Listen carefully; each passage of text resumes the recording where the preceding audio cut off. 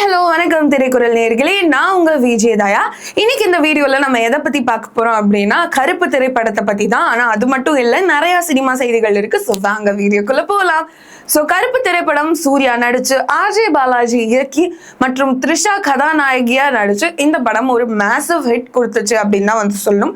ஏன்னா veteran actors காளி வெங்கட், யோகி பாபு இவங்க நடிச்ச கதாபாத்திரம் அந்த போர்ஷன்ஸ் எல்லாமே டெலீட் ஆனாலும் இந்த படம் மக்களிடையே ஒரு பெரும்பான்மையை தான் சந்திச்சிருக்குன்னு சொல்லும். பெரும்பாலான மக்களுக்கு இந்த திரைப்படம் மிகவும் பிடித்திருந்தது. அண்ட் சூர்யா அண்மையில தமிழ் சினிமால தோல்வி படங்களா கொடுத்திருக்க அவரை ரிடீம் பண்றதுக்கு அவருக்கு ஒரு சக்சஸ் படம் கொடுக்க வேண்டியதா இருந்தது. அண்ட் அந்த படம் ஆர்ஜே பாலாஜி இருக்கிற கருப்பா இருக்குமான்னு யாருமே எக்ஸ்பெக்ட் பண்ணல. ஏன்னா டாப் ஹீரோஸ் பாலாவோட வணங்கான், அதுக்கப்புறமா வெற்றிமாறனோட வாடிவாசல், இந்த மாதிரி டாப் டைரக்டர்ஸோட ப்ராஜெக்ட் எல்லாமே இவர் மிஸ் பண்ணிட்டே இருந்தாரு. ஸோ கண்டிப்பா இவருக்கு அதுக்கப்புறம் என்ன ஆச்சு கெரியர், இவர் டவுன்ஃபால் ஸ்டார்ட் பண்ணிட்டாரா அப்படின்ற மாதிரி கேள்வி எல்லாமே வர ஆரம்பிச்சிருச்சு. ஸோ இதுக்கு பதிலடி கொடுக்கும் விதமா என்னவா இருந்தது அப்படின்னு பாத்தீங்கன்னா இந்த படத்தோட டீசரே அண்ட் ஃபர்ஸ்ட் லுக் எல்லாமே ரொம்ப ப்ராமிசிங்கா கொடுத்திருந்தாரு ஆர்ஜே பாலாஜி. இப்போ இந்த படம் ஒரு கருப்பு சாமியை மையமா வச்சு அண்ட் பல பேருக்கும் இது ஸ்பிரிச்சுவலா இமோஷனலா கனெக்ட் ஆகி எஸ்பெஷலி சூர்யாவோட பெர்ஃபார்மன்ஸ் ஸ்டாண்ட் அவுட் ஆயிருக்குன்னு தான் சொல்லும். இந்த வகையில கருப்பு திரைப்படம் எவ்வளோ கலெக்ட் பண்ணிருக்கு தெரியுமா? 160 crores-ங்க. அண்ட் கூடிய சீக்கிரம் பார்த்தீங்க அப்படின்னா இந்த திரைப்படம் 200 crore பட்ஜெட்டை போய் தொற்றும் அப்படிங்கிறதும், சூர்யா திருப்பி ஒரு மேசிவான ஹிட் கம்பேக்கை கொடுத்துட்டாரு, சூர்யாவும் இந்த 200 கிளப்ல இணைய போறாரு அப்படின்றது நிதர்சனமான உண்மை. அண்ட் த்ரிஷாவுமே அவங்களோட இன்ஸ்டால ஒரு போஸ்ட் போட்டிருந்தாங்க, மே அவங்களுக்கு ரொம்ப லக்கியான மந்த் அப்படின்னு சொல்லிட்டு. ஸோ ஒன் மோர் ஹிட் அப்படின்ற மாதிரி கருப்பு திரைப்படத்தோட பிடிஎஸ் எல்லாமே ரொம்ப அழகா ஷேர் பண்ணியிருந்தாங்க த்ரிஷா. இது குறித்து மிஸ்கின் அவர்கள் அவருடைய கருத்தும் வெளிப்படுத்தியிருக்காரு. என்ன அப்படின்னா, கருப்போட ஸ்லாட்ல தான் வாடிவாசல் வர வேண்டியிருந்தது.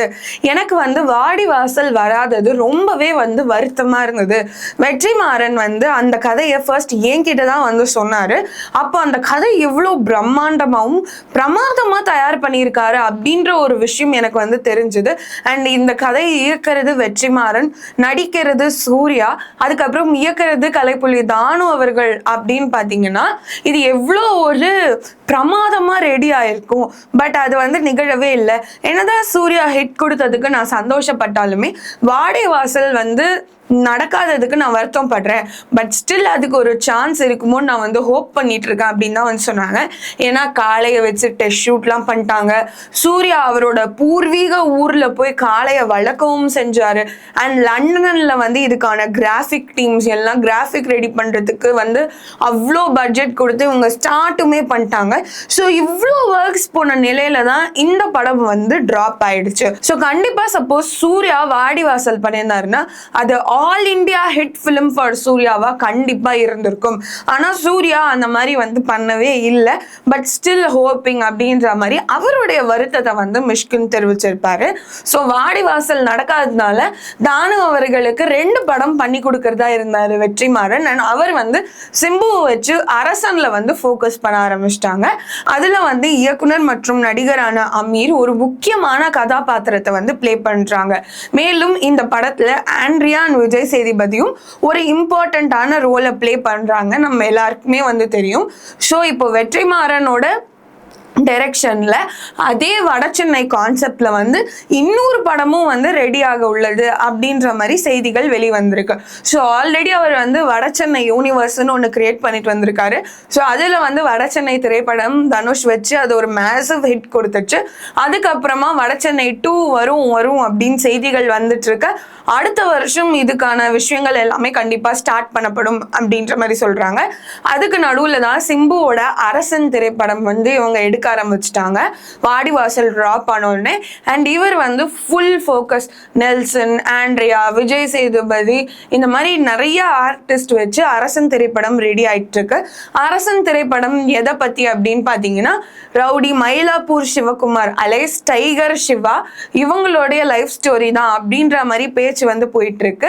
மதுரையிலேருந்து சென்னைக்கு ஒரு ஸ்போர்ட்ஸ் வீரர் வராரு.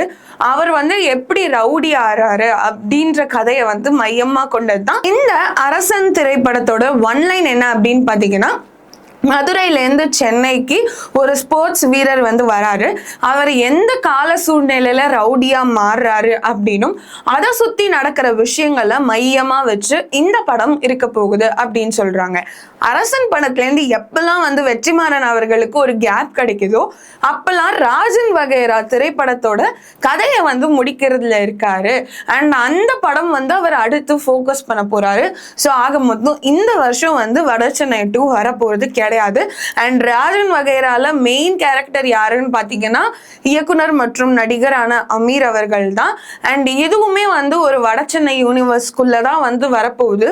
ஸோ இந்த 4 படமும் கனெக்ட் ஆக போகுதா அப்படின்ற மாதிரி கேள்வி எழும்புது. வடச்சென்னை 2, ராஜன் வகைரா, அதுக்கப்புறம் அரசன்.